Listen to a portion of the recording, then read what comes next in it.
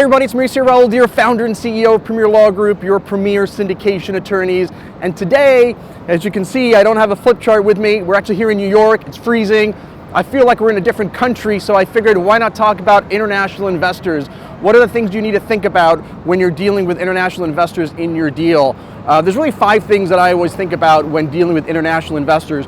The first is there's actually an exemption specific for international. If all you're doing is getting international investors who are not in the US, who are not US residents, not US citizens, you're not marketing in the US, you have nothing to do with the US, but you're going out to Canada or Brazil or England or whatever, then there's actually an exemption called Regulation S as in Sam, Reg S, and that will cover you for the international investors. When you think about it, the SEC doesn't really care about anybody that's not US, so when you're dealing with international investors, just keep that in the back of your mind that you do have a Reg S exemption that you can think about. Number 2 is that you do have to worry about the laws in the other country. So again, as an example, if you're raising money in Brazil, for example, the US may not care, but the Brazilian government may, and so you always want to be cognizant of the securities laws in that country. Now, some countries, have really robust securities laws, like Canada. They're very similar to the US, but others don't really have much of a securities presence at all, like Belize. So just keep that in mind. Make sure that you're working with somebody in that country to make sure you're not violating any of those rules. The third thing you want to remember is that you actually have a withholding requirement. I always kind of joke that you become an IRS agent, but you actually have a requirement to withhold 30% of any monies that you send back to the international investor.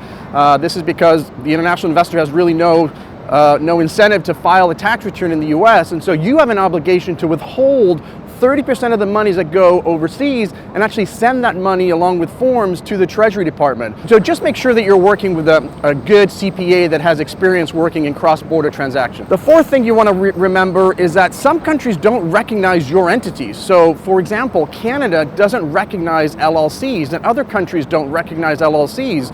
So when you create an LLC, the Canadian government, for example, treats that as a corporation and the Canadian investor gets double taxed. And that happens in other countries. So again, it's very important to check with the local CPA in the country where your investor is to make sure that you're not having any issues with the entities you formed. Sometimes you need to create a different structure to appease the international investor. So for example, again, using the Canadian example, we typically have them invest first into a limited partnership, which is something they do recognize, and then have the limited partnership invest into your LLC. Or sometimes if we have too many Canadian investors, we just create an LP to begin with. So again, just things you want to think about.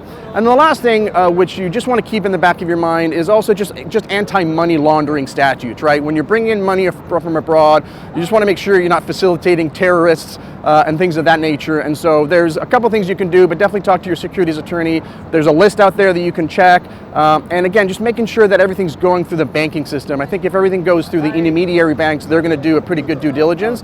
And so I've had some clients that want to use cryptocurrency or just kind of bypass that, and I think that's when the issues of anti-money laundering come in. Again, just make sure that you're checking in with your securities attorney, and the purpose of this is really just to make sure you have this in the back of your mind so that when you're having these conversations with your attorney, you can bring those up. So there you have it, the 5 things you really should think about when you're dealing with international investors. Hopefully you got some value out of this video, and if you did, check out other videos on my YouTube channel, and looking forward to the next one.